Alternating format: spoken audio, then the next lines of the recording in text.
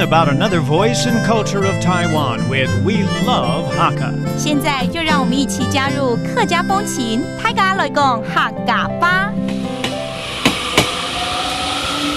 Hey everyone, it's time for a Hakka training on ICRT, and this whole month we're taking the train to Sanyi Township, known for its woodcrafts, right? But this is also tongue-flower blossom season, so we should go visit that. And also at night, we can view some of the fireflies that are here. 今天呢，还是一样带大家到三义。当然，除了木雕品呢要去观赏之外呢，我们现在又是桐花季，一定要去赏桐花。晚上呢，还可以欣赏萤火虫哦。Let's go!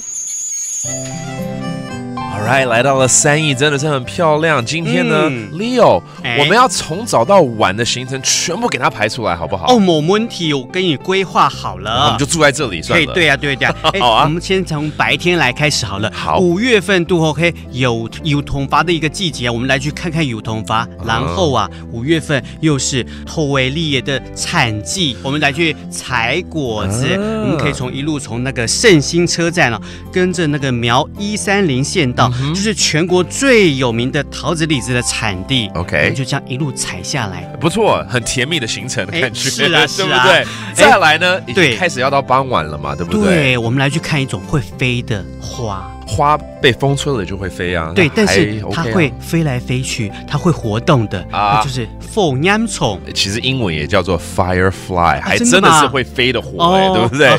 就是萤火虫嘛。对。那到底哪里聚集的比较多呢？我们去哪里呢？跟着那个苗130线道 ，OK， 这边呢就有很多的凤烟虫哦，所以我只要沿着这个130线往上，都可以欣赏萤火虫喽。对，我们现在就赶快出发。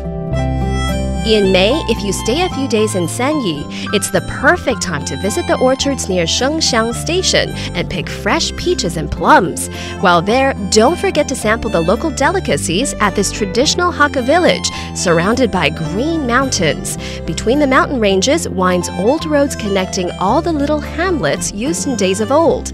This time of year is also an ideal time to view the tongue blossoms during the day and see the fireflies at night.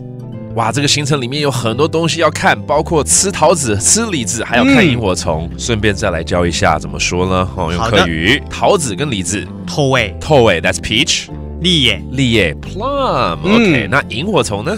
凤烟虫，或是讲凤烟虫。Okay, either way, it's the firefly. All right, now you know, and this day and night trip is ready to go. That does it for today's Hakka training. 什么台嘎？安子 say 张来了。客家风情由客家委员会监制。We Love Hakka has been brought to you by the Hakka Affairs Council.